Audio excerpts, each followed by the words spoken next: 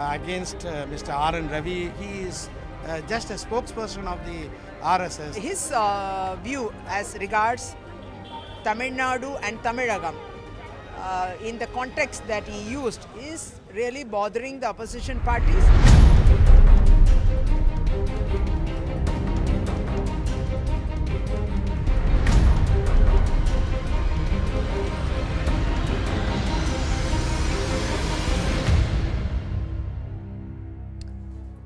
Well, as I earlier said, the politics has on repeated occasions derailed the policy in the state of Tamil Nadu.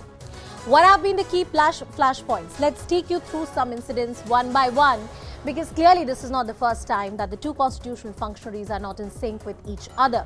While the Coimbatore blast, the governor questioned the delay by the state government. It was also said that why it has taken so long for an NIA probe to be ordered. The governor went ahead and said this is clearly something which is not good for the national security and the government should have been far more serious on this entire matter. So that was a key flashpoint that had emerged when the Coimbatore blast had happened between the governor and the DMK government. Let's move on. The NEET bill, this has been one of the key flashpoints between the government and the governor. The governor had returned the bill seeking to dispense NEET-based admissions. NEET, of course, is a very emotive issue in the state of Tamil Nadu. The state passes a second bill to the medical admissions on +2 scores, and more importantly, this was an assertion by the state government that you've sent the bill back, but we are reasserting, so you have to follow it. Now, meet and greet snub. In April 2022, the government had skipped. There was a reception at the governor's home, and usually at these ceremonial functions or even invitations, usually the politicians and the governors oblige each other. That was not done. Chief Minister Mr. M.K. Stalin, he skipped the reception amid the NEET bill face-off. So this time, this was one occasion where the tensions were at an all-time high. The appointment of the Vice Chancellor, the bill empowering state to appoint VC was passed in April 2022. The bill sought to take power back from the governor and give it into the hands of the Chief Minister. Move after the governor appointed VCs to about 3 state universities, and more importantly, it was argued that the state government was not taken into confidence. Similar controversy was seen in Kerala as well.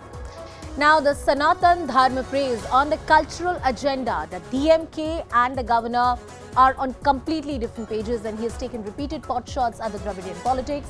The state has objected to governor's invocation of Sanatan Dharma. The governor had said that the entire of the country and whatever we have done so far is a byproduct of Sanatan Dharma. In June, the governor said that Sanatan Dharma has built India, and this is a fact that we should acknowledge. This praise by the governor did not go down well with the DMK government.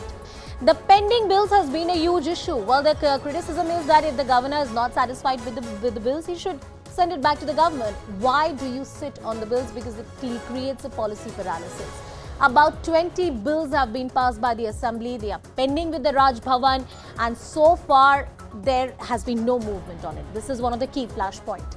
The bills including anti-NEET, ban on online gambling, all of these are very critical bills from the economy and from the policy point of view.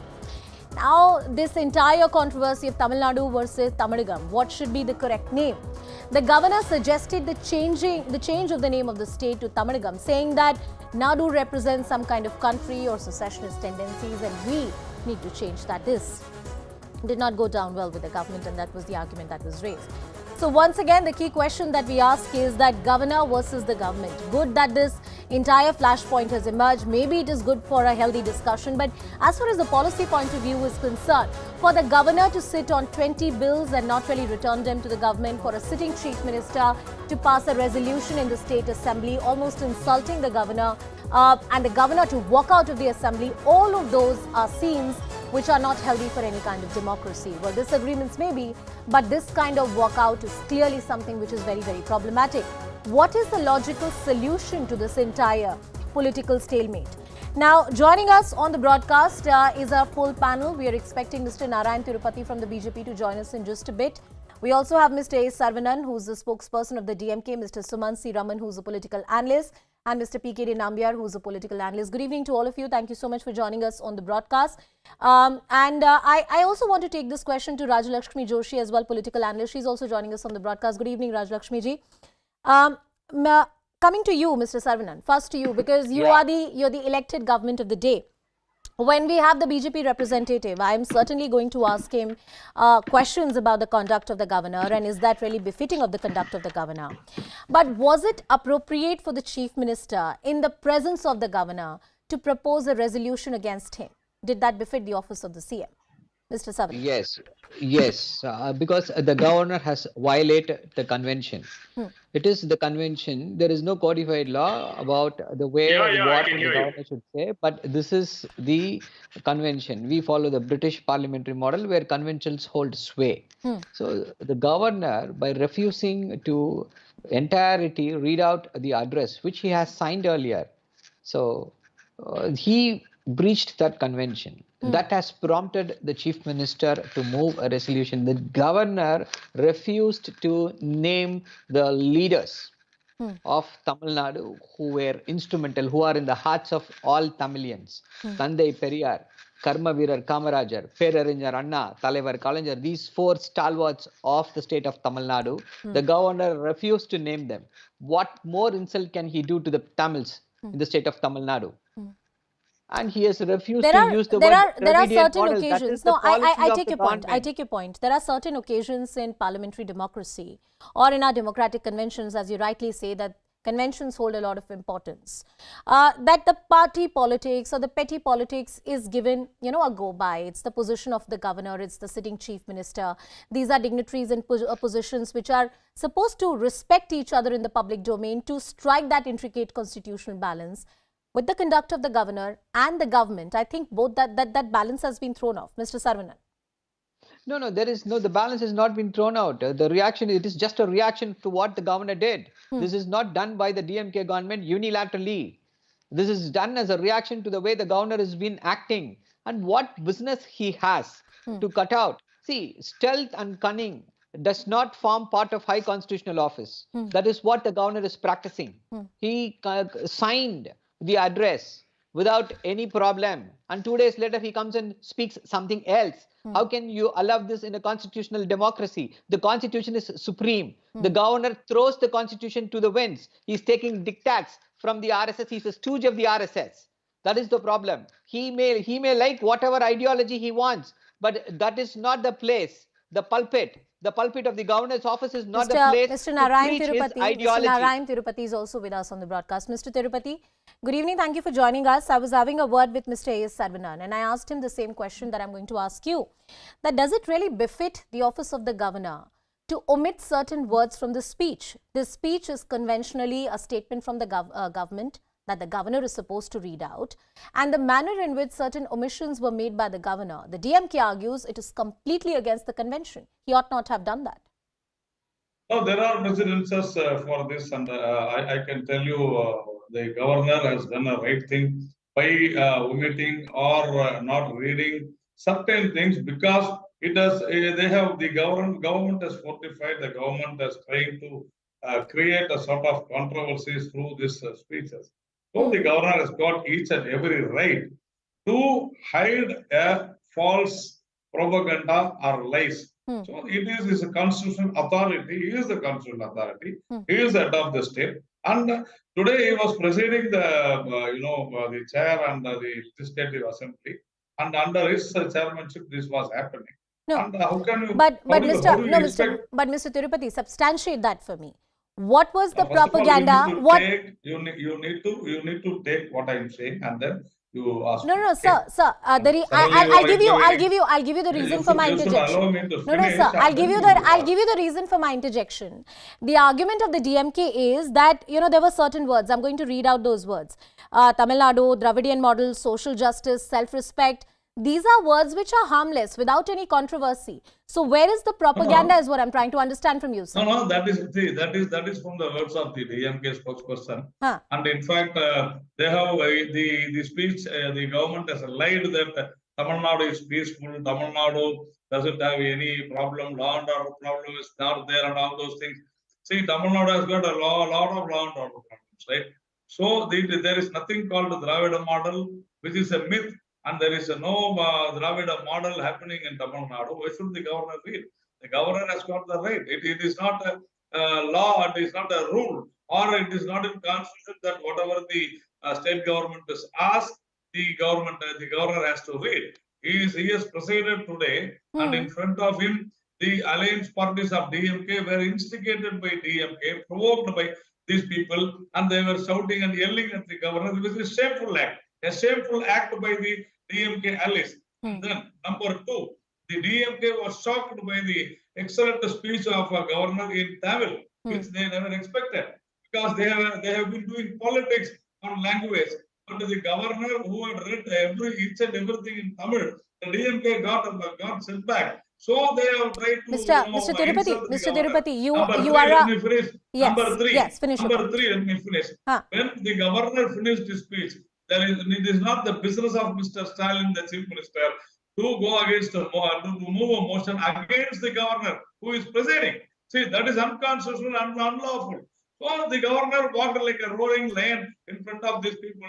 There is nothing wrong. Mr. Tirupati, I will reiterate that question and then I'll move on to other guests.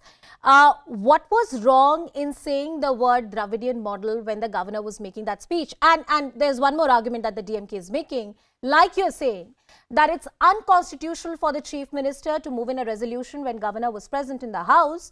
They argue it is beyond convention. It is against the convention that whatever speech the government has given to the governor, he deletes words from his own discretion. That's not allowed.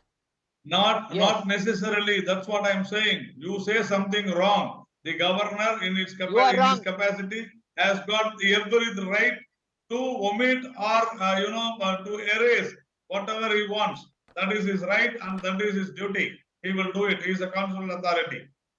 Okay, I want to bring in Mr. Sumansi Raman as well. Mr. Raman, unprecedented scenes at the assembly today. And the manner in which the governor made his address was not something that went down well with the DMK. And they said, we want to move a resolution against it. How do you see what happened today in the assembly? Very unfortunate, because let's face it, this is not the governor's address. It is the address of the duly elected government made in the assembly on behalf of the government by the head of the government, who is the governor. So let's be very clear. This is not like the governor would write up a speech and give it. It's not that way at all. The convention is that the state government prepares the speech.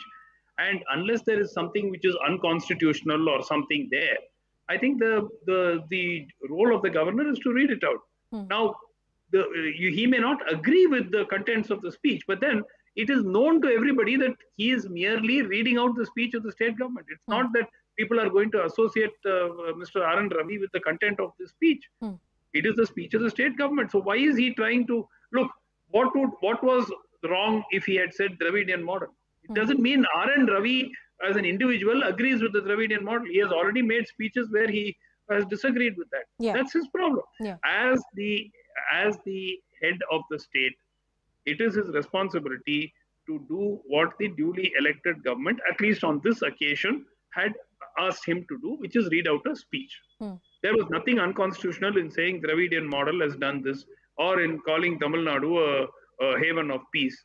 So I am sorry, I just don't agree. And also the walkout wasn't bad. Yes, perhaps the chief minister could have waited and moved the resolution later after the governor had left. But then the governor walking out before the national anthem was played.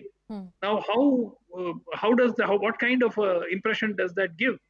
So I'm sorry. I mean, I sort of tend to agree with what the state government has put out here. If he had a problem, and the Rajbhavan sources did tell me that they have articulated their concerns on some of the words and languages used in the speech, and had sent it to the government on 7. But that does not absolve them or the governor of the fact that this is a constitutional duty which he is discharging on behalf of the duly elected government. And as long as there was nothing unconstitutional in the speech or something that violated the constitution, there was no need at all for the governor to edit and play the role of a censor as far as that speech was concerned. So I think it is in bad. It is not appropriate Mr. for Mr. what the Raman, government. when it comes to this entire tension which has been simmering between the Chief Minister's office and the Governor's office, somewhere this was in the making. The kind of standoff that we have seen, bills which have not been cleared by the Governor's office, the complaint that has been 15 made to of the them. president against the Governor. So the kind of scenes that we saw, they were in the making for a while. But are there historical constitutional precedents where the governors have changed this speech or the address which they are supposed to deliver on behalf of the government without the approval of the government? Oh yes, oh yes. I mean, it's now, unfortunately, it is becoming fairly routine to do this. Okay. A few years ago, when Justice Sadasivam, former Chief Justice of India, was the Governor of Kerala, Yeah. he sort of edited out certain sentences which were critical of the union government in the governor's address. Of course, at that time, Kerala was as is the present, ruled by the left front government. Again, in Andhra, we've had the example of the Andhra governor editing out certain bits about references to 3 different capital cities. Yeah. We've had Mr. Jagdeep Dhankar, who was heckled by TMC, in the House, and actually reading one sentence and walking out without completing his speech. So we've had, Mr. Koshyari in Maharashtra during the previous government. So this is becoming a fairly frequent Routine. happening. Yeah. Which is very, very unfortunate, because I think that, and mind you, it only happens in opposition ruled states. Why is this problem? But to be the devil's advocate here, Rajalakshmi Joshi, coming to you, is the governor supposed to be just reading a teleprompter and not exercising his own mind when it comes to reading of that speech? It is true that he is representing the will of the government and enlisting what the government has achieved in all that span. But if there is a portion that the governor disagrees with, he should be allowed to do so. Yes, definitely, Anusha. That is exactly what I was going to say, and you almost stole my words. What I want to say is that the governor is nobody's puppet. So he is not expected to be just simply parroting out some lines and some words that have been given to him. Yeah. He is there for a reason. He is somebody who is going to be keeping everything in check. This is his duty. And he is doing exactly that. He has certain reservations with certain words, and he chose to omit it. He has strongly objected to the use of the word Dravidian Model in the past, and I've seen nothing wrong if he chose not to say that during his statement. So that I don't see anything wrong in that. The thing is that there is this constant confrontational attitude of certain governments, certain state governments, when they have this somebody trying to keep a check on them or questioning them, like you have in Delhi, like you have in Telangana, and you have in Tamil Nadu. You have this, this is happening on a very regular basis. The confrontational attitude. Mr. Sarvan, I'm coming to you. Mr. Sarvan, I'm coming to you. There are multiple instances that Mr. Sumansi Raman, enlisted, and it's happening in the opposition ruled states. It is true that the governor is supposed to read out a statement that has been prepared by the government and enlist the achievements of the government and the word of the government. But if the governor has a tone of dissent or something that he doesn't agree with, he can make those corrections. Why adopt that confrontational tone and attitude on the floor of the House? We saw the kind of sloganeering that was happening by various leaders of the DMK. Mr. Sarvanan. See, if the governor is going to make corrections in the speeches, I think that is clearly illegal.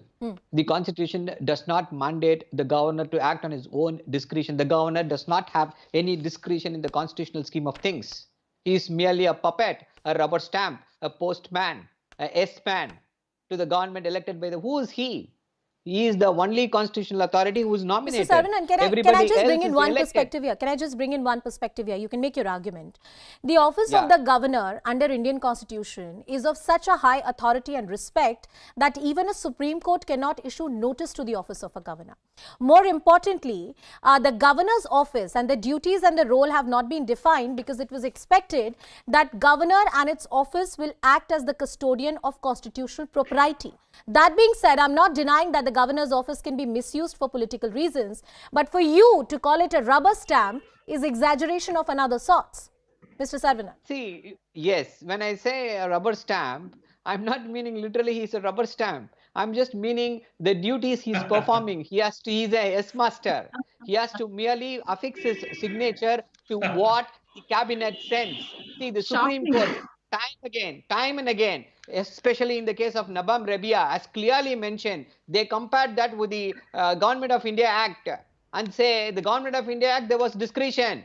But the framers of our constitution took that way. In 175, Article 175 and 176, there is no discretion for the governor. They have to, because there is an elected government. He has to merely act as per the advice of the Council of Ministers. And as pointed out, the governor should not have walked out without the national anthem being played. He has insulted the national anthem. You said, yes, the Supreme Court has time and again said it's a high constitutional office. But Mr. Ravi, is he worth of holding that high constitutional Mr. Tirupati, office? what business has a governor got to do to suggest a name change for the state of Tamil Nadu and say, they should have another name? There are repeated statements which have been made by the governor which are controversial, and DMK says that a constitutional office like a governor should not be making statements of this nature. The walkout before the national anthem is something everybody is objecting to. Mr. Tirupati. No. See, the national anthem was not sung that time, and it was not in. You should have waited. You should have waited. No. See, you don't advise the governor. You are no one to advise the governor, and your chief minister is no one to bring motion against the governor. Okay, he was presiding the assembly today. You should understand that. You have insulted the entire people of Tamil Nadu, you have India. Insulted the governor. Don't support him, sir. Don't support him. You support nationalism. Okay. One person at a time. One person at a time. Mr. Tirupati, please go ahead. Mr. Saravanan, I'll come to you and give you the time. Mr. Tirupati, go ahead. Yeah. So see, both the Tamilagam and Tamil Nadu are same. What Mr. R. N. Ravi said. Tamil Nadu means certain people, including the DMK, thinks that they are separate countries. Even the Chief Minister, Mr. M.K. Stalin, has very openly said in recent days that still the Dravidian Model, that is a separate country, slogan is open, wide open. So, Mr. Ravi was saying, why not we call Tamil Nadu as Tamilagam? There is nothing wrong. Even Mr. Stalin's Twitter handle was carrying Tamilagam till day before yesterday. Suddenly they have changed it. Last now 1st January in Mr. Karunanidhi's memorial, they have placed a very big earth having no, but Mr. Tirupati, if there was no political maturity that was showed by the DMK, I can argue the same for the governor's office. There could have been some more political maturity before that walkout. Anusha, I think now you have understood. I think you have hit the nail. The thing is that the governor is speaking in Tamil, which is irritating the DMK people. That is what the main thing, because they have been doing language politics. They have been doing language politics. They said the governor is a Bihari. They said that the governor. All right, Mr. Saravanan, a quick response from you. Then I want to bring in Mr. Raman and Rajalakshmi. 10 seconds to me. Yes, Mr. Saravanan. Go ahead. See, the most worrisome aspect is that the BJP and the RSS, who falsely always wears their nationalism on the sleeve, is not condemning the behavior of the governor. They are supporting the governor who has insulted the national anthem. He should have waited. He is a constitutional dignitary. He should have followed all those norms. And shamelessly, the BJP and the RSS is coming out and supporting the governor who insulted the national anthem. This is their nationalism. This is how they protect our national symbols. And the BJP, which always claims that they are better than everybody when it comes to nationalism, falls short by their own standard, false standard they have set for themselves. Mr. Sumansi Raman, I want to come to you. The walkout by the governor before the national anthem is something which is being played by the DMK. Yeah, I think that he should not have walked out. I think that whatever be the provocation, he should have stayed on, and after... No, sir, you can't walk out before the national anthem, sir. You are a constitutional authority. He will bring a motion against him, against the chair, and you expect... Sir, you are not... Sir, it is... National anthem is bigger. Sir, 1 minute. One second, one at a time. Mr. Tirupati, hear out Mr. Raman, hear out Mr. Sumansi Raman, and then respond to him. Mr. Raman, go ahead. Yeah. See, the other point, which is, I think, to me, is much more significant, is there are 15 bills which are now pending with the governor. And many of them have been with him for several months. Now, quite honestly, I see this as an insult to the people of the state. The people deserve better governance. I mean, they need to have a government which is able to govern. And you can't stymie governance by holding back bills without either giving assent or rejecting them. If he feels, for instance, the online rummy bill will not stand in court, I know, I feel very strongly and I'm very sure that it will not stand in court because it has already been struck down by multiple courts. Yeah. But why is he sitting on it? Then let him send it back. Assembly will have the right to pass it again and send it to him. It will go to court, it will fail. Why would you hold it back? So I think that, by attempting to stymie governance in the state, I think it is not, it is not fit or proper for a governor to conduct himself in the manner that the present Tamil Nadu governor has done. And I think a center at some point should take a call on whether it needs to get him to sort of perform his constitutional duties properly. As you pointed out, I mean, there's a policy paralysis which has come in. Rajalakshmi Joshi coming to that, the walkout today by the governor, which is being objected to by the DMK, and more importantly, the bills on which the governor is sitting, which the DMK, repeatedly says is something that he needs to take a call on. Either accept the bills, sign them, give them assent, or send it back to the government. Anuja, what I feel is his walkout was in protest, obviously, of the way in which he was treated. And this is not the first time that he has been insulted. Even when he had this official dinner at his house for the Tamil New Year, and that time also, they have completely boycotted it. And, the way in which they have been treating him is absolutely not okay. And the DMK spokesperson has just now told you on national television that he is just a puppet and that he is not he is not worthy of that kind of an importance. So that is a kind of an attitude that they have been having. And I think what he did was in protest, and he has not insulted the national anthem per se, but yes, he has broken the protocol, I would say. That is how I would see it. He has broken the protocol by not waiting for the national anthem. But Mr. Tirupati, last 30 seconds to you. I have to close the show. About 15 bills which the governor has not taken a position on is a policy paralysis for the state. Oh, see, almost all these 15 bills, at least 10 to 11 bills are related to universities, appointment of vice chancellors. The problem here is that in the last 20-30 years, most of the vice chancellors are out in bail or jail, and that is the reason.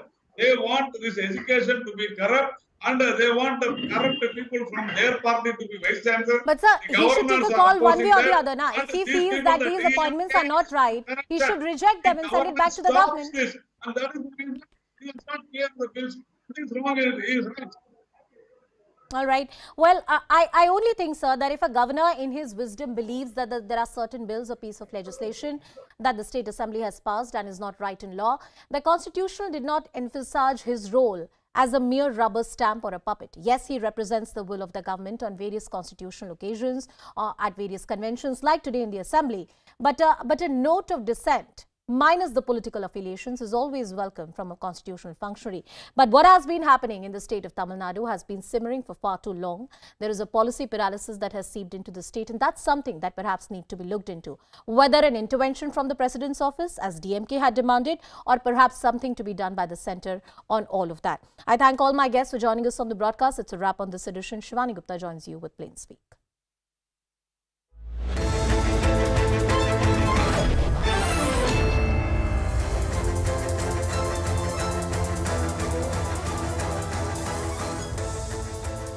Welcome everyone. Thanks for staying with us. You're watching Plain Speak with me, Shivani Gupta. Alarm is ringing in the revered town of Joshimath.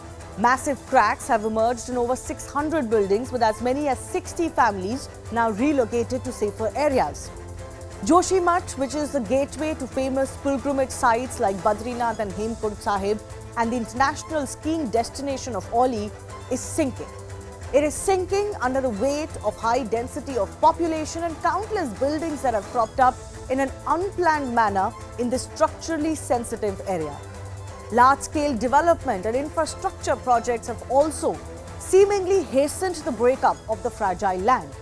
Prime Minister Narendra Modi held a telephonic conversation with Uttarakhand Chief Minister Pushkardhan Singh Dhami to take stock of the extent of the damage. Meanwhile, Joshimath has been declared a landslide subsidence zone.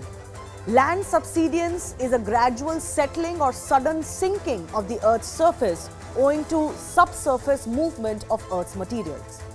One team of NDRF and 4 teams of the SDRF are already in the town, while the NDMA visited today.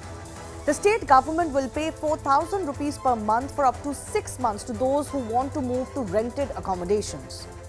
Despite decades of warnings, why has the situation come to this? How many more disasters will it take for us to truly learn?